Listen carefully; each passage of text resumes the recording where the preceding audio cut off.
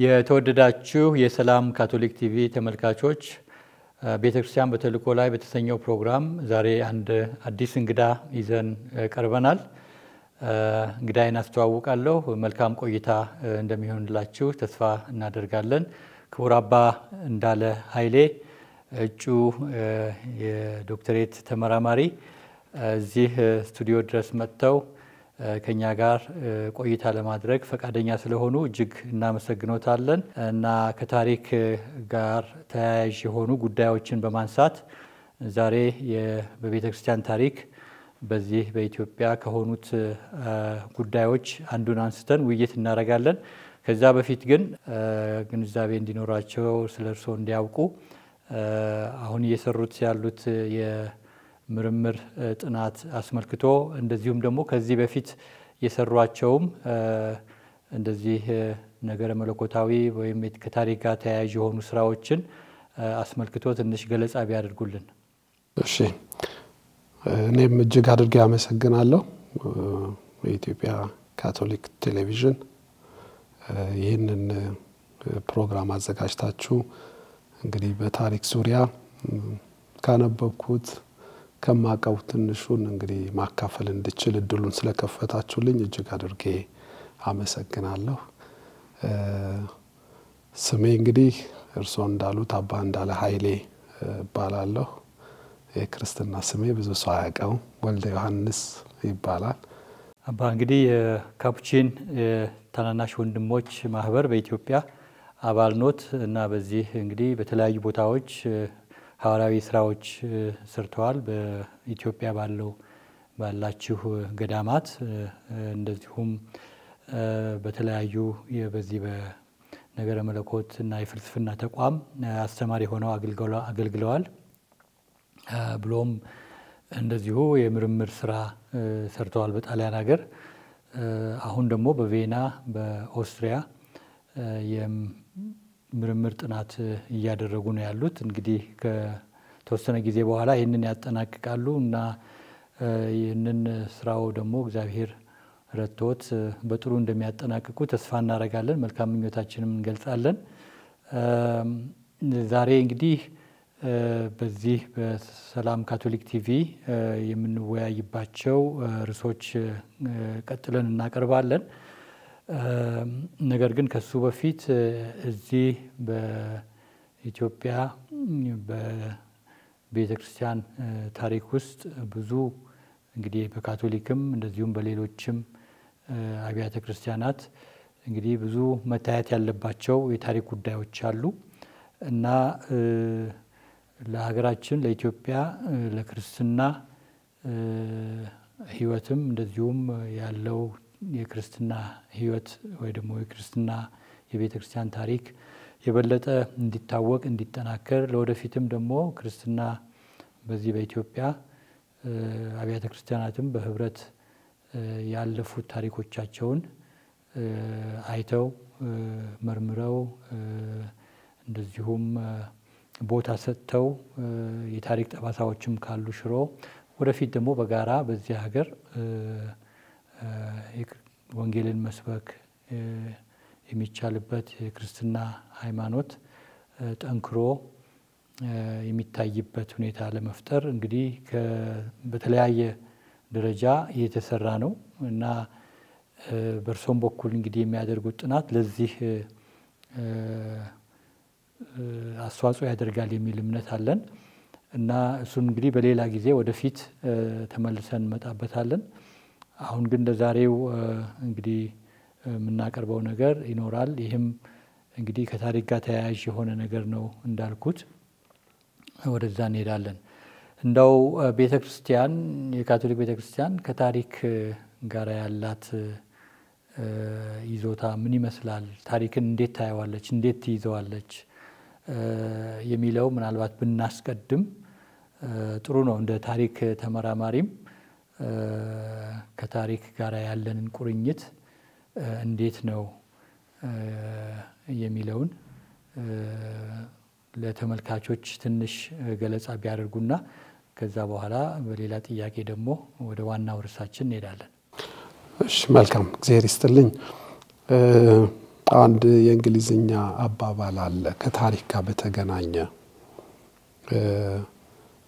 a person who doesn't know his history is doomed to repeat it ይላሉ። ይሄ አባባል እንግዲህ አንድ ሰው ታሪኩን ማያቅ ከሆነ ታሪኩን መልሶ ይደግመዋል ይላል። ግን ምን ለማለት ነው? ይሄ ለተቋም ይሰራል፣ ለቤተሰብም ይሰራል፣ እንደ ቤተክርስቲያን ላሉት ደግሞ ምዕት ዓመታት ላስቆጠሩት ተቋማትም ይሰራል። ታሪክ ጥቅሙ ያው መማሪያ ነው። አንደኛ አብዛኛው ትኩረቱ ያለፈን ነገር እያስታወሰን በተቻለ መጠን እውነቱን እየነገረን እንግዲህ ከዛ እየተማረን የተሻለ ነገን ለመገንባት ነው ጥቅሙ። ግን ትናንትን በደንብ ካላወቅናት ስህተትም ይሁን መልካም ነገር በደንብ ተመርምሮ ካልተጠና ካልታወቀ ነገን ለመገንባት ያስቸግራል። ስለዚህ ትናንት የተሰሩ ስህተቶች ካልተማርንባቸው ነገም ይደገማሉ። ስለዚህ ታሪኩን የማያውቅ ትውልድ ደግሞ ይደግመዋል። ለምን? ያ ከትናንቱ አላወቀውም፣ አልተማረበትም። ስለዚህ የታሪክ ትልቁ ጥቅም መማሪያ ነው። በተለይ ደግሞ ስህተቶች እንዳይደገሙ የተሻለ ነገር ለመስራት ካቶሊካዊት ቤተክርስቲያንም እንግዲህ የ2000 ዓመት ታሪክ ያላት ነው እናምናለን። መስራቹ እንደማንም ተቋም እንዲህ ሳይሆን መድኃኒታችን ኢየሱስ ክርስቶስ መለኮታዊ የሆነ መስራች አላት፣ ኃይል አላት። እንግዲህ የሰማዩን በዚህ ምድር ላይ ምናይበት ቋሚ የሆነ ተቋም ነው። ምንመኘው መንግስተ ሰማይ በዚህ ምድር ላይ እንግዲህ መድኃኒታችን ራሱን የሚገልጽበት ተቋም ወይ ደግሞ እንደው ቀለል ባለ ቋንቋ ካለን መድረክም ነው። ቃሉ በዚህ ተቋም በኩል ይገልጻል፣ ሚስጥራቶቹ በዚህ ተቋም በኩል ይገልጻል፣ ባህሎቹ በዚህ ተቋም በኩል ይገለጣሉ። ይህ ተቋም መስራቹ መለኮታዊ ነው። ስለዚህ ፍጻሜው መንግስተ ሰማይ ነው፣ ጉዞ ወደዛ ነው። ብዙ ምዕራፎች አሉት። ይሄ 2000 ዓመት ታሪክ ብዙ አንጓዎች አሉት። የመጀመሪያው እንግዲህ የመድኃኒታችን ጊዜ ነው። በህይወት ያለ አብሯቸው ሐዋርያቶቹን ሲያሰለጥን ከዛ የአፖስቶሊክ ታይም እንለዋል። ከዛ ደግሞ የአፖሎጀቲክ ጊዜ የምንለው ደግሞ አለን። በተለይ እምነቱን ለማሰራጨት ሐዋርያቶቹ ወደ ዓለም ሁሉ ሂዱ ወንጌልን ማስተምሩ ብሎ በቃሉ ባዘዛቸው መሰረት ሄደው ሲያስተምሩ ይሄ እምነታቸው ዝም ብሎ እንደው ፈጠራ ሳይሆን መለኮታዊ መሰረት ያለው እንደሆነ ለማስረዳት ሲፈልጉ በደንብ አድርገው ዲፌንድ ሊያደርጉት ያስፈልግ ነበር። እንግዲህ አፖሎጀቲክ ጽንሱ ይሄ ነው። ማቅረብ፣ መከላከል፣ ውሸት አይደለም። በፍልስፍናው ዓለምም ቢገባ ይህ እምነት ቦታ አለው፣ ጠንካራ ነው እና እንደነ የሐዋርያው የዮሐንስ ወንጌል ጽሑፍ ከዛ ጋር የተገናኘ ነው ለፈላስፋዎቹ ለግሪኮቹ። እና ይሄ የመከላከያ ምዕራፍ ደግሞ አለው። ከዛ በኋላ ደግሞ በተለይ አራተኛው ክፍለ ዘመን ክርስትና በይፋ በሮማው እንግዲህ በቆስጣንቲኖስ በኩል ይፋዊ ነጻነት የሃይማኖት ነጻነት ሲታወጅ አሁን የክርስትና አካሄድ መከላከል ወይ ደግሞ እምነታችን እንዲህ ነው ብትገሉንም አንተውም ደማችን ቢፈስም ይሄ የሰማዕትነት ጊዜ አለ አንተውም ብለው የሚሉት አሁን ነጻነት አግኝተው ይሰብካሉ። ስለዚህ መስፋፋቱ ቀጠለ ማለት ነው። ያው ሲስፋፋ የራሱ የሆነ ነገር አለው። 2-3 ሰው ሆነን በቤተሰብ ስንኖር ክብደቱ እንናበባለን። በቁጥር በሰፋን ቁጥር ግን ሐሳባችንን በዛው መጠን ስለሚሰፋ ብዙ የሚያለያዩ የሚያከፋፍሉ ነገሮች መምጣታቸው አልቀረም። ስለዚህ እየሰፋ በሄደ ቁጥር ይሄ ቤተክርስቲያን በዛው መጠን ደግሞ ልዩነቶችም እየሰፉ መጡና እንግዲህ ምናያቸው አሁን ላይ ያሉን የቤተክርስቲያን መከፋፈል በክርስትና ስር ሆነን ክፍፍሎቹ እንግዲህ ከዛ ነው የሚጀምሩልን። ካቶሊካዊት ቤተክርስቲያን ታዲያ ምንድነው በዘመኖቿ ያደረገችው? ከታሪኮቿ እየተማረች ራሷን ከጊዜው ጋር እየቀረጸች ለጊዜው ምላሽ እየሰጠች እስካሁን አለች። በተለይ 1940ዎቹ በኋላ ይሄ ሂስቶሪካል ክሪቲካል ሜተድ ለማንኛውም የቤተክርስቲያን አስተምህሮዎች ያንን አፕላይ አድርገን መስራት አለብን። ያንን ተጠቅመን መስራት አለብን። እንጠይቅ፣ ለምን፣ እንዴት፣ ወዴት የሚሉ ጥያቄዎች አንፍራቸው የሚል እንግዲህ እይታ ከመጣ በኋላ ታሪክም በዛው አይነት ነው የሚታየው። እንዲያውም ምን ይባላል? ዲፌንድ the truth not the church። እስከዚህ ድረስ ቦልድ እይታ አለ። ለእውነት ቁም፣ እውነትን ተከላከልላት። ለእውነት ስትከላከል ለቤተ ክርስቲያን ትከላከላለህ። ቸርችን ዲፌንድ ማድረግ ሳይሆን እውነትን ዲፌንድ አድርግ፣ ለእውነት ቁም። then when you defend the truth then you defend the church። ስለዚህ የቤተ ክርስቲያን አቋም አሁን እውነት ላይ መመስረት ነው። እውነታዎች ታሪክ ደግሞ ያው ዶክመንት፣ አርኪኦሎጂ፣ ኤቪደንሶች የሚታዩ ነገሮች ላይ ተመስርቶ ስለሆነ የሚሰራው የሚታዩ ነገሮች በተቻለ መጠን በደንብ ይሄ ግላዊነት ሳያጠቃቸው ኦብጀክቲቭሊ እየታዩ ከቀረቡ ለማንም አያዳሉ። እርግጥ ነው አንድ ታሪክ ሲሰራ ሁሉ ጊዜ ሰሪው ይመስላል። ምክንያቱም ሁሉ ጊዜ እኔነት እዛ ውስጥ ይገባል። እኔ አንድ ታሪክ ስጽፍ ያው የኔ እጆች ናቸው የሚጽፉት፣ የኔ አመለካከት እዛ ውስጥ ይታከልበታል። ስለዚህ ታሪክን ከኔ ነጥዬ ከጸሐፊው ነጥሎ ማየት በጣም ይከብዳል፣ የጸሐፊው ሐሳብ እዛ ውስጥ ማረፉ ስለማይቀር።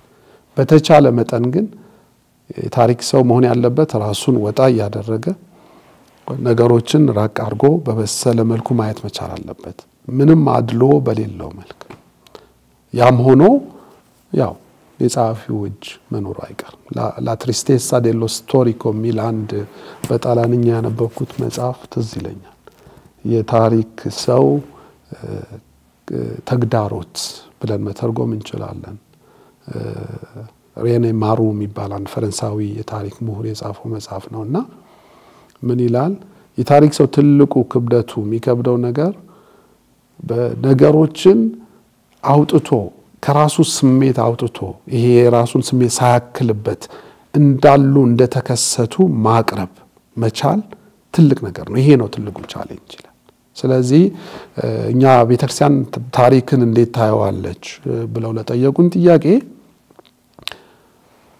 የተከሰተውን ክስተት ምንም ሳታጓድል ሳትጨምር ሳትቀንስ ይሄ ብናገር ምናልባት ምእመናኖቼ እንደው ይሆን ነገር ይሆኑብኝ ይሆን ወይ ደግሞ ይሄ ብናገር እንቅፋት ይከሰት ይሆን የሚሉት ነገሮች ከግምት እያስገባች ነገር ግን እውነታውን ለማስቀመጥ ትጥራለች። ለዚህም ነው ረጋ ብሎ ታሪክ ከኋላ ነው የሚመጣው የሚባለውም ለዚህ ነውና ቤተክርስቲያን ታሪክ ለመማሪያ ከዛም አልፎ ደግሞ እውነትን ለማስቀመጥ ለትውልድ እውነትን ለመንገር ነው የምትጠቀምበት። በዚህ እይታ ነው እንግዲህ ጄነራሊ ስናየው ቤተክርስቲያን ታሪክ የምትጠቀምበት።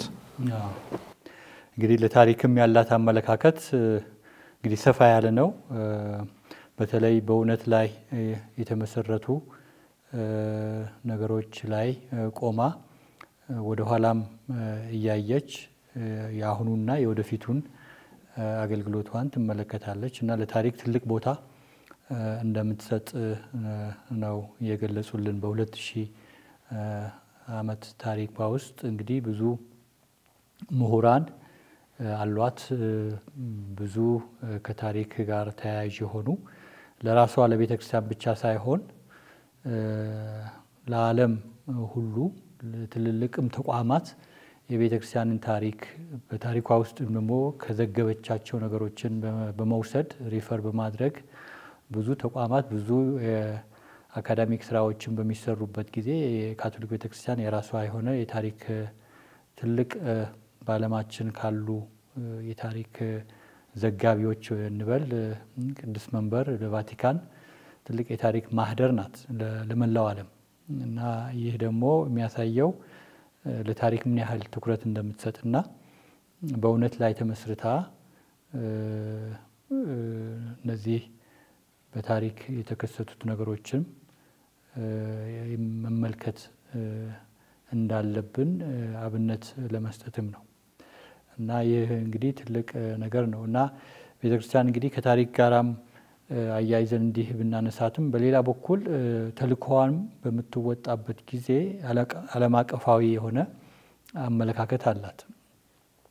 ተልእኮዋን ይዛ ስትወጣም እንግዲህ ወንጌልን ይዛ ጌታ የሰጣትን ተልእኮ ወደ ዓለም ዳርቻዎች ሁሉ ሂዱ ወንጌልን ስበኩ የሚለው እንግዲህ ትልቅ የቤተክርስቲያን መርህ ነው። ተልእኮዋን ለመወጣት ስትወጣም እንግዲህ በተለያዩ ታሪኮች ውስጥ ነው የምትገባው። እዚያ ገብታ እንግዲህ ወንጌልን ስትሰብክ እንደዚሁ ሁሉን አቀፍ በሆነ መንገድ ወንጌልን ለማስረጽ ትጥራለች። ወንጌል ባልተሰበከበት አካባቢ በምትሄድ ጊዜ እንግዲህ እንደ አዲስ ወንጌልን የአካባቢውን ታሪክ የአካባቢውን ባህል ባማከለ መልኩ በተቻለ መጠን ወንጌልን ትሰብካለች። ክርስትና በተሰበከበት አካባቢ ደግሞ በምትሄድበት ጊዜ ደግሞ እንደዚሁ እዛው ያለው የክርስትና ባህል ቀድሞ ያለውን አክብራ ትሰራለች። እንግዲህ ከዚህ አንፃር ቤተክርስቲያን በዓለም አቀፍ ደረጃ ወንጌልን ለማስፋፋት ባለፉት 2000 ዓመታትም በምትሰራበት ጊዜ እንግዲህ ይህ ራሱ አካሄዷ ዓለም አቀፋዊ እንደሆነ የክርስቶስ ወንጌል ያሳያል እና በዛም ታምናለች እና በሄደችበትም ቦታ ሁሉ ይሄ ባህሪዋ አለ። ትልቁ ዓላማዋ ወንጌልን የመስበክ ነው እና ከዚህ አንፃር ያለው እንደው ትንሽ ብናየው ወደ ማዕከላዊ ወደ ሆነው ርዕሳችን ከመሄዳችን በፊት ወንጌል ባልተሰበከባቸው አካባቢዎች የነበራትና ወንጌል በተሰበከባቸው አካባቢዎች የነበሩት ይዞታዋ አያያዟ የወንጌል ስብከት አያያዟ ይለያያል እና ከዚህ አንፃር ያለው ነገር ትንሽ ለተመልካቾች ገለጻ ቢያደርጉልን። ቤተክርስቲያን አንዱ ባህሪዋ ያው ከመድኃኒታችን ከመስራቿ የተቀበለችውን የወንጌል ስራ ቢመችም ባይመችም ለዓለም ሁሉ የማዳረስ ተልእኮ አለባት። በብዙ ፈተና አልፋለች፣ በኋላም እናየዋለን። ግን ፈተናዎቹ ሞት እንኳን ሳይቀር ሳይበግራት ወንጌሉን የማሰራጨት ትልቁ ተልእኮ አድርጋ ከመድኃኒታችን የተቀበለችውም ስለሆነ ያንን ያደረገች ቀጥላለች ዛሬም ድረስ። ባልተፈቀደባቸው አካባቢዎች እንግዲህ የካታኩም ታሪክ ኤንሽንት የጥንቱ ቤተክርስቲያን ታሪክ ብናይ ለአውሬ የተሰጣቸው ደስ ብሏቸው የሚሞቱበት ወንጌል ለማሰራጨት ምንም አይነት ምልክት እንዳያደርጉ በተከለከለበት አዋራው ላይ የክርስቲያን ምልክት የሆኑት እንደና አሳ አይነት ጽዋ ምን እየሳሉ ያልፋሉ። በዛም ያልፍ ክርስቲያን ካለ ይሄን ካየ በዚህ ክርስቲያኖች አልፈዋል ማለት ነው። መናበብ በቃላት ሲከለከሉ በምልክት ሲከለከሉ በተለያየ እንግዲህ ራሳቸው ቋንቋ በመፍጠር እንግዲህ የማሰራጨት ስራው ቀጥሏል። ይህ ስራ የመድኃኒታችን ስራ ዓለም አቀፋዊ ነው፣ ካቶሊኮስ ነው። ዓለም አቀፋዊነቱ በአንድ ሀገር በአንድ ቦታ በምን ሊወሰን አይችልም። ጽንሰ ሐሳቡም ዓለም አቀፋዊነት ስለሆነ ክርስትና ለዓለም ሁሉ ይዳረስ ዘንድ ነው። እንግዲህ እቺ ምናያት ቁሳዊት ዓለም ያው በአህጉራት በሀገራት የተከፈለች ናት። ከዛም ደግሞ እያንዳንዱ ሀገር የራሱ ባህል፣ ቋንቋ፣ ቀለም፣ የትምህርት እድገት ምን አለው። ይህ ክርስትና እዚሁ ሲገባ እንግዲህ ቦታውን አካባቢውን ይመስላል። አንድም ውስጥ ያሉ ከክርስቲያን ጋር ከክርስትና ጋር ማይሄዱ ነገሮችን ያጠመቀ ክርስቲያን ያረጋቸዋል። ሁለትም መልካሞቹን እየወሰደ አዋህዶ ለማህበረሰቡ እድገት ለሁለንተናዊ እድገት እንግዲህ ያበረክታል። እንግዲህ ይህ ዓለም አቀፍ ክርስትና ለኛ ለካቶሊካውያን ከጥንትም ጀምሮ የቤተክርስቲያን እንግዲህ ምድራዊ መሪዎቻችን በደንብ ከሰማያዊው እንግዲህ ከመድኃኒታችን በደንብ የተረዱ ይመስላል። በአካባቢ ብቻ ተወስኖ እንዳይቀር አንድ አህጉራዊ ወይ አንድ ሀገራዊ መልክ ብቻ እንዳይኖረው በሚል እንግዲህ በተቻለ መጠን ዓለም አቀፋዊ አድርገው እየመሩት ቀጥለዋል። እርግጥ ነው መካከለኛው ክፍለ ዘመን ላይ ብዙ ትግሎች ነበሩ። በተለይ እያንዳንዱ ሀገር የራሱ የሆነ ኢንዲፔንደንት ቤተክርስቲያን የመመስረት ፍትጊያዎች ነበሩ። ምክንያቱም ያው ርዕሰ ሊቃነ ጳጳሳት የአንድ ቤተክርስቲያን ወይ ደግሞ የካቶሊካዊት ቤተክርስቲያን መለኮታዊ መስመር የሚያስይዙ መሪ ብቻ ሳይሆኑ የስቴትም የሚመሯቸው ክልሎችም አካባቢዎችም ነበሯቸው። በዚህ ምድርም ራሱ የቻለ ሌላ ታሪክ አለው እሱ ቸርች ኤንድ ስቴት እና ስለዚህ ለብዙ አመታት ምድራዊ ይዞታም ስለነበራቸው ሁለቱ አጣምሮ የመምራቱ ነገር ስለቀጠሉበት አንዳንዴ አውሮፓዊ ያው ርዕሰ ሊቃነ ጳጳሳት አውሮፓ ውስጥ ስለሚቀመጡ ካቶሊካዊት ቤተክርስቲያን የአውሮፓ አህጉር ብቻ አርገው ተደርጎ የሚታይበት እንትንም ነበር። በመሰረቱ እስከ 16ኛ ክፍለ ዘመን እስከ ፕሮቴስታንቶቹ መምጣት ድረስ ካቶሊካዊት ቤተክርስቲያን እንደዚህ በጉልህ ወጥታ የሚሽን ስራ የሰራችባቸው ጥቂት ምልክቶች ብቻ ነው የምናገኘው። እንደነ ቀደም ብሎ የተመሰረቱት 13ኛ ሃይ ሚድል ኤጅ ምንለው 13ኛ 14ኛ ክፍለ ዘመን የተመሰረቱት እንደነ ፍራንሲስካውያን ዶሚኒካውያን ምንላቸው በተቻለ መጠን ወጣ ያሉበት ነገር አለ። ለምሳሌ ወደ ሜክሲኮ እንደዚህ ወደ ፋር ኢስት ሩቅ ምስራቅ ይሄዱበት አለ። ግን እንደዚህ የጎላ አይደለም። ትልቁ ቤተክርስቲያን የሚሽን ስራዋ ወደ ዓለም የማዳረሱ ትልቁ ስራ ከነዚህ ከፕሮቴስታንቶች መነሳት ጋር የተሳሰረ ነገር አለው። እንግዲህ ሚስዮናውያን በተለይ ፕሮቴስታንት እንግዲህ በጣም እንግዲህ ለቤተክርስቲያንም ንቃት ሰጥቷል ማለት ይቻላል። የፕሮቴስታንት መነሳት የ16ኛ ክፍለ ዘመን መጀመሪያ ላይ 15 17 እና ከዛ በኋላ ካቶሊካዊት ቤተክርስቲያን በኤን ሚንስ መውጣት ነበረባት። ሚሽነሪዎች አዘጋጅታ ለዓለም ማዳረስ ነበረባት እና ይሄ ዓለም አቀፋዊነቷ በዘመናት ሁሉ አለ።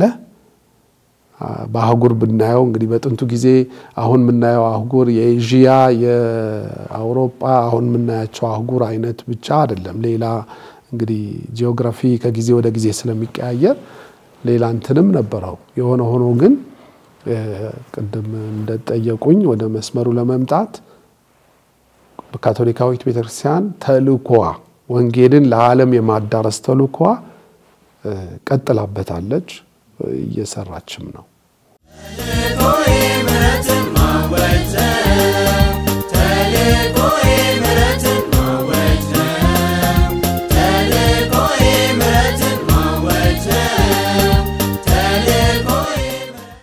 እንግዲህ እውነት ነው የቤተክርስቲያን እንግዲህ በታሪኳ በሁሉም አህጉራት ሄዳው ስብከተ ወንጌልን አስፋፍታለች የሚለውን ያነሳን ነበር። በሌላ በኩል ደግሞ ኢየሱሳውያን የምንላቸው ወይም ጀዝዊት የሚባሉ የካቶሊክ ቤተክርስቲያን ገዳም ወይም ደግሞ የስብከተ ወንጌል ልኡካን በተለያዩ ሀገራት ሄደዋል እንግዲህ ለስብከተ ወንጌልም። ነገር ግን ወደ ኢትዮጵያ የመጡበት እንትን ለዛ ብቻ አልነበረም። ወደ ኢትዮጵያም ሲመጡ እንግዲህ በቤተክርስቲያን ታሪክ ውስጥ የነበራቸው ሚና ትልቅ ነው፣ ትልቅ ነበርም እንላለን። በሌሎች አህጉራት ግን ወደ ኢትዮጵያ የመጡበት እንትን ከሌላው አካባቢ የተለየ ነው እና እንዴት መጡ እናው ለምንስ መጡ የሚለው ነገር ትንሽ ግንዛቤ ማስጨበጥ ቢቻል በሚል ነው። በተለይ ደግሞ ከፖርቹጋል ነው የመጡት እና ለምንስ ከፖርቹጋል መጡ? በሌላም ሀገር ነበሩ እና እሱን ትንሽ ገለጻ ቢያደርጉልን ብዬ ነው። አመሰግናለሁ። እንግዲህ የኢትዮጵያና የፖርቹጋል ግንኙነት ቀደም ብሎ የጀመረ ነው። ገና ኢየሱሳውያን ከመመስረታቸው በፊት ፖርቹጋል በዘመኑ በተለይ 15ኛ 16ኛ ኤክስፕሎሬሽን ጊዜ ፒሪየድ እንለዋለን በመላው ዓለም ትታወቃለች። እነዚህ የዳጋማ ፋሚሊስ ቫስኮ ዳጋማ፣ ክሪስቶፎ ዳጋማ ብለው ተብሎ የሚጠሩት መላው ዓለም እንግዲህ በባህር እያሰሱ የባህር ንግስት ትባላለች ፖርቹጋል በጊዜው እና ብዙ ቦታ ይደርሱ ነበረ እና ቀይ ባህር ሜዲትራኒያንን በደንብ ለንግድ ለተለያየ ኢንተረስት ከሚጠቀሙ አገሮች ወይ ደግሞ እንዳውም የመጀመሪያ ግንባር ቀደም እሷ ነበረች። በዛ ምክንያት ይሄ ሆርን ኦፍ አፍሪካ በተለይ ቀይ ባህሩን ያማከለ ግንኙነት ከእስላሞቹ በተለየ ሁኔታ ከእስላሞቹ አውጥታ የራሷ የበላይነትም ለማስጠበቅና የንግዱን መስመር ለመቆጣጠር የሚረዳት ዘንድ ክርስቲያን የሆነ ሀገር ድጋፍ ትፈልግ ነበር እና የኢትዮጵያና የፖርቹጋል ግንኙነት ሁለት መልክ አለው። እንደው ኢትዮጵያውያን ብቻ ፈለጉ ብቻ ሳይሆን ፖርቹጋሎችም ኢትዮጵያን ይፈልጓት ነበር። አንድም ክርስቲያን ሀገር ናት። ስለዚህ ከክርስቲያን ሀገር ጋር ህብረት መፍጠር እዛ አካባቢ ለተነሱት የእስላም እንትን ለመቆጣጠር ይረዳታል። ኢትዮጵያ ደግሞ የዚሁ የእስልምና ሰለባ ነበረች። ይሄ የምናወራው እንግዲህ 15ኛ 16ኛ ክፍለ ዘመን ነው። ስለዚህ የኢትዮጵያ ንግስት እሌኒ የኢትዮጵያ ንግስት ልብነ ድንግል እንግዲህ ገና 1508 አካባቢ እንግዲህ ቦታውን ይይዝ ዘንድ የቀረ እንግዲህ ገና ወጣት ንጉስ ነው። ስለዚህ ለተወሰነ ጊዜ እንደ ሬጀንት እንደ መሪም ሆና በሱ ቦታ ተከታ ተሰራ የነበረ ብዙ ልምድ ያላት ንግስት እሌኒ ናት። የእሷ ታሪክ ረጅም ነው እና ንግስት እሌኒ የእስላሞቹ ማየል በተለይ ኦቶማን ተርክስ 15 17 ላይ ግብጽን ሙሉ ለሙሉ ተቆጣጥረውታል። በቃ ግብጽ በእነሱ እጅ ወደቀች እና በጣም በኃይለኛ እስላሞቹ እንቅስቃሴ ከፍ ያለ ሲመጣና እቺ የቀረችው ኢትዮጵያ ወደ እስልምና የመለወጡ ነገር ያሰጋቸው ሲመጣ የግድ የውጭ ግንኙነት ያስፈልጋቸው ነበር ክርስቲያን ከሆኑ ሀገራት ጋር። እዛ ብላ ነው እንግዲህ ንግስት እሌኒ ማቴዎስ የሚባል አንድ አርሜናዊ ኢትዮጵያ ውስጥ በንግድ ይመላለስ የነበረ ጥሩ ክርስቲያን እንደ አምባሳደሩ አርጋ ደብዳቤ ሰጥታ ወደ ፖርቹጋል ትልከዋለች። ከፖርቹጋል ጋር ያለው ግንኙነት ለምንድነው እንዳልኩት የባህሩ ቅርብም ይመጡ ስለነበረ ለንግድ የተለያየ ኢንተረስትም ስለነበራቸው ፖርቹጋሎች እንግዲህ ይሄን ያደርጋሉ እና ደብዳቤው ከደረሰ በኋላ የፖርቹጋል ንጉስ ማኑኤል ደ ፈርስት የመጀመሪያ ያደረገው ምንድነው አንድ ኮንቮይ የተወሰኑ አንድ 10 ከ10 ማይበልጡ አባላት ደሊማ በሚባል አንድ እንግዲህ መሪ የሚመሩ ወደ ኢትዮጵያ ይላካል። ይህ የመጀመሪያ ኤምባሲ ተብሎ ይጠራል። እንግዲህ የመጀመሪያ ኤምባሲ ፖርቹጋል ኤምባሲ ኢትዮጵያ የገባበት ይህ እንግዲህ 15 20 አካባቢ ነው ኢትዮጵያ ያደረሱት። ምንድነው ከነዚህ ውስጥ አልቫሬሽ ፍራንቼስኮ አልቫሬሽ የሚባል አንድ ካህን አለ። ሁሉ ጊዜ አበነብስ ያስፈልጋቸውና አንድ ካህን አብሯቸው ይመጣል። ይህ ካህን ነው ሁሉንም የሚከሰተው ነገር እየመዘገበ ያቆየልን። የዚህ ካህን ጽሑፍ አሁንም ድረስ አለ። ከኢትዮጵያውያን ውስጥ በጣም የሚታወቁ በዚህ ዙሪያ ጥናት የሚያደርጉ በተለይ ይሄ ዘመን እነ ግርማ በሻህ መርድ የሚባሉ የታወቁ ፕሮፌሰሮች አሉን እና ሌላ ደግሞ አንድም አሉ እንደዚሁ ግርማ ደሬሳ የሚባሉ በዚህ በተለይ ፖርቹጋሎች ለኢትዮጵያ የከፈሉት መስዋዕትነት በሚል በጣም ጥሩ ጽሑፍ ጽፈውልናል። መጽሐፍቶች አሉ እና ብዙ ጥናቶች ያደረጉ ኢትዮጵያውያን አሉ በዚህ ዙሪያ እና ፖርቹጋሎቹ እንግዲህ ወደ ኢትዮጵያ መጡ። ሲመጡ እንግዲህ 15 16 15 15 እነዚህ አካባቢ ነው ኢትዮጵያ የደረሱት እና ቀስ ያሉ ነገሮችንም አዩ። ንጉሱም ኦሬዲ ቦታውን ይዘዋል። ልብነ ድንግልም እንግዲህ አድገዋል። 9 10 እድሜ ቢኖረው ነው።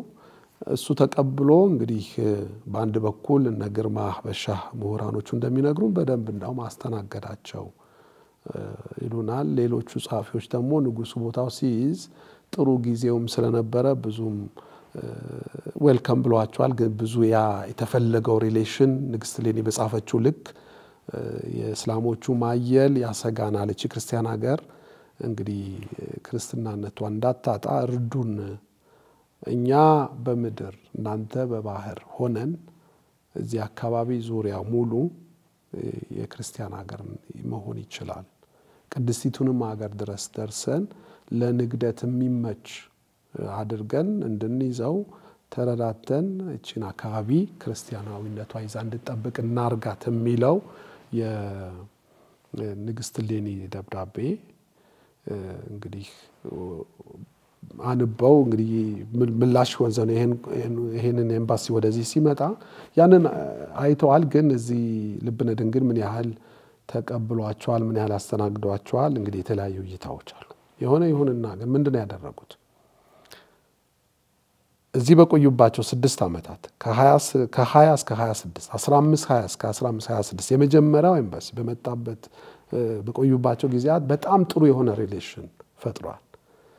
በዘመኑ በጊዜው የነበሩት እንግዲህ አቡነ ማርቆስ እንግዲህ ልብነ ድንግል ያዕቆብ የደብረ ሊባኖስ ጨጌ የነበሩ አበምኔት የነበሩ በጣም በደስታ ተቀብለው ፍራንቺስኮ አልቫሬሽን በልዩ ሁኔታ በፍቅር ተቀብለው የሃይማኖት ዲስከሽን ያደረጉ እንዲያውም ጨጌ ያዕቆብ ከአልቫሬሽ ቋንቋ ፖርቹጊዝ ቋንቋ ሁሉ እንደተማሩና በጣም ጥሩ የሆነ ግንኙነት እንደነበራቸው እንግዲህ ጥናቶቹ ጽሁፎቹ ሁሉ ይነግሩናል። ይሄንን ቢልድ አድርገው ጥሩ የሆነ መጨረሻ ለከልብነ ድንግልም ቢሆን በጣም ጥሩ የሆነ ነገር ተፈጥሮ አሁን ሂዱና እንግዲህ አይታችሁታል ሀገሪቱ አሁን ሪሌሽናችን ከፍ ማለት አለበት። በተለይ ወደ ኢኖቬሽኑ መግባት አለብን። አውሮፓ ውስጥ የሚታዩት እድገቶች አውሮፓ ውስጥ ያሉት የስነ ህንጻ የጽሁፍም ይሁን የተለያዩ ስነ ስዕል እነዚህ ነገሮች ሀገራችንን ማየት ስለምፈልግ ይሁንና እንግዲህ ሌላ እንትን ይመጣልኝ ዘንድ የሚል እንዳውም በተስፋ ነው የላኳቸው። የሆነ ሆኖ እንዳውም ተስፋ ጽዮን የዚህ ቡድን አካል እንደሆነ ነው የሚነገር። በኋላ ግን ልክ እነሱ እንደወጡ በኢብን አህመድ እንግዲህ የሚመራ በግራኝ ብለንና ግራኝ አህመድ ተብሎ በተለምዶ የሚጠራው መቼም ግራኝ ስለሆነ እንጂ ትክክለኛ ስሙ ሌላ ነው እና በሱ የሚመራ ቡድን በጣም እያየለ የክርስትናውንም ይሄ ከጥንት ገና ከ7ኛ ክፍለ ዘመን ጀምሮ የመጣው በጣም ጥሩ በመከባበር ላይ የተመሰረተው የእስላምና የክርስቲያን ግንኙነት እንግዲህ በሻከረ መልኩ በጣም ገፍቶ መጣ። እያየሉ ክርስትናውንም ሁሉ የሚፈታተን አይነት አካሄድ በአህመድ ግራኝ በሚመራው እንግዲህ ሲፈጠር እንግዲህ ኢትዮጵያ ችግር ውስጥ ገባች ማለት ነው። ኢንፋክት ምን ይላል ከ15 28 29 እስከ 15 40 ድረስ ኦሬዲ ኢትዮጵያ የእስላሞች የእስልምና እምነት ተቀብላለች። የገላውዲዮስ ምንድነው ጽሁፍ የገላውዲዮስ ታሪክ የሚነግረን ምን ይላል? ከ10 ውስጥ አንድ ክርስቲያን ይገኝ ነበር። አብዛኛው ኢትዮጵያዊ በቃ እንትን አድርገው እስልምና እንዲቀበል አድርገው ነበር ይላል። የገላውዲዮስ ንዋየ መዋዕል ነው እንግዲህ የሚነግረን ምንድነው ታሪክ የጻፈው የሱን ታሪክ የሚነግረን። ሌሎች ደግሞ የእስልምና እንትኖች ሙሉ ለሙሉ ኢትዮጵያ በእስልምና ስር እንደነበረች ይሄንን ያየልብነ ድንግል ምን ያደርጋል? ያ ከፖርቹጋል ከመጡት ውስጥ አንዱ ቤርሙዴሽ የሚባል እዚሁ ቀርቶ ነበረ። እሱ እና ከኢትዮጵያም ሰው ጨምሮ ወደ ፖርቹጋል ይኸው አገሪቷ በሰላም ተወራለች። እነዚህ ኮንቮዮች እንደተመለሱ ኢትዮጵያ እንግዲህ ችግር ውስጥ ናትና ድረሱልን የሚል መልእክት ነው። እና እንግዲህ ቶሎ ብለው ወደ 400 ያላነሱ ወታደሮች አገልጋዮቻቸውንም ጨምረው ይችን ክርስቲያን ሀገር ለማዳን ከፖርቹጋል ይመጣሉ። ከዛ በኋላ ያው ከእስልምና ጋር የነበረው ጦርነት ይታወቃል። በኢትዮጵያ ታሪክ እንግዲህ ተመዝግቦ ያለ ነው። ያንን ጦርነት እንግዲህ ከኦቶማን ተርክስ ጋር ያ በእነሱ ድጋፍ ኦቶማን ተርክስ ትልቁ ኃይላቸው ነው። አዳልስ በተለይ ከሶማሌ በኩል ሐረር እንዳለ እነዚህ ሁሉ የእስላሞች እንትን ነው። ስለዚህ ከነሱ ጋር እንግዲህ ጥልቅ የሆነ ያው የሃይማኖት ጦርነት ማለት እንችላለን እና ሰሜኑ ክፍል በተለይ ትልልቅ ንዋየ ቅድሳት ታሪክ መጻሕፍት ታሪክ የያዙ ቦታዎች ሳይቀሩ ተወረው እንዲጠፉና እንግዲህ እንዲወድሙ ሆኗል። ከፖርቹጋሎቹ መምጣት እንግዲህ ይህችን ሀገር ቢያንስ ክርስትናነቷ ይዛ እንድትቀጥል ትልቅ አስተዋጽኦ አድርጓል። የፖርቹጋሎቹ የጦሩ መሪ እንግዲህ ክሪስቶፈር ዳ ጋማ እዚሁ ሀገር ነው የሞተው ኢትዮጵያ ውስጥ በጣም ብዙ እና ብዙ ጊዜ የማይወራላቸው ለኢትዮጵያ ክርስትና ብለው ይሄ ለካቶሊክ ብለው አይደለም ወይ ለሌላ ለኢትዮጵያ ክርስትና ብለው ከፖርቹጋል ሀገር መጥተው እዚህ መስዋዕትነት የከፈሉ ካቶሊካውያን ናቸው። ከፖርቹጋል መጥተው የነሱ መምጣት ለኢትዮጵያ ወሳኝ ነበር። ልብነ ድንግል ሞቷል 39 አካባቢ አብዛኛው የሚወዳቸው ቅርብ የነበሩት በእስላሞች ተይዘዋል። እሱ ከአንዱ ቦታ አንዱ ቦታ እንግዲህ በውስውስ እየሸሸ እንግዲህ በስደት ፉጂቲቭ ሆኖ ነው እንግዲህ ያረፈው። አሁን ሊዋጋ የቀረው የነበረው ልብነ ድንግልን የተካው ንጉስ ገላውዲዮስ ነው። ስለዚህ ፖርቹጋሎቹ ሲመጡ ገላውዲዮስን ያገኙት በአካል መገናኘት አልቻሉም ለተወሰኑ ጊዜያት። ለምሳሌ ገላውዲዮስ አንዱ ቦታ ነው ያለው፣ ፖርቹጋሎቹ በአንዱ ቦታ ሆነው እንግዲህ ውጊያው ቀጠለ። መጨረሻ ላይ እንግዲህ ክሪስቶፈር ዳ ጋማ መሪው መስዋዕትነት ከፈለ። ከቀሩት ፖርቹጋሎች ጋር ሆኖ ገላውዲዮስ እንግዲህ በድል ተወጣ ማለት ነው። ኢትዮጵያም ክርስትናዋን ያዘች። ይህ የፖርቹጋሎች መስዋዕትነት ለኢትዮጵያ የከፈሉት መስዋዕትነት ነውና ሊመሰገኑና ይሄንን ሊያዝ የሚገባ ታሪክ ነው። ሊቀበር አይገባም። ይሄ ካቶሊካውያን ክርስቲያን የሆነችውን ኢትዮጵያ ክርስትናነቷን እንዳታጣ ብለው ያደረጉት መስዋዕትነት ነው። ከዛ በኋላ ምን ሆነ? ከዛ በኋላ 1541 ላይ ገላውዲዮስ ኢትዮጵያን የመምራት ኃላፊነት ሲይዝ 1540 ላይ ደግሞ ኢየሱሳውያን የሚባሉ ማህበራት ይመሰረታሉ ሮም ላይ። ስለዚህ እነሱም ደግሞ ከፖርቹጋሎቹ ውስጥ የተወሰኑት እነዚህ ፖርቹጋሎቹን እንትን ይሉ ዘንድ ከተወሰኑ አመታት በኋላ በተለይ እነዚህ ጀዙዊቶቹ ወደ ኢትዮጵያ የሚገቡት 1554 55 አካባቢ ነው መጡ። ያው እዚህ ለነበሩት ፖርቹጋላውያን እንደ ነፍስ አባትም ለማገልገል ነው። ለዚህም ነው እንዲያውም ገላውዲዮስም ይሄንን በደንብ ሪኮግናይዝ ያደርጋል። በቃ ብዙ መስዋዕትነት ከፍላችሁልናል ለዚህች ሀገር፣ እኛም ሪስፔክት እናደርጋችኋለን። የምትፈልጉት ቦታ ይዛችሁ ለእናንተ ካቶሊካውያን ጠባቂ የንስሐ አባት ሐዋርያዊ አገልጋይ ሆናችሁ መቀጠል ትችላላችሁ ብለው በጣም ጥሩ የሆነ ግንኙነቶች ነበሩ። ኦፍ ኮርስ አንድ መንዴሽ በተለይ ቅድም የጠቀስኩሎት ቀርቶ የነበረው ሌሎቹ ሲመለሱ 26 ላይ ሲመለሱ ቀርቶ የነበረውና በኋላ እንዳውም የልብነ ድንግል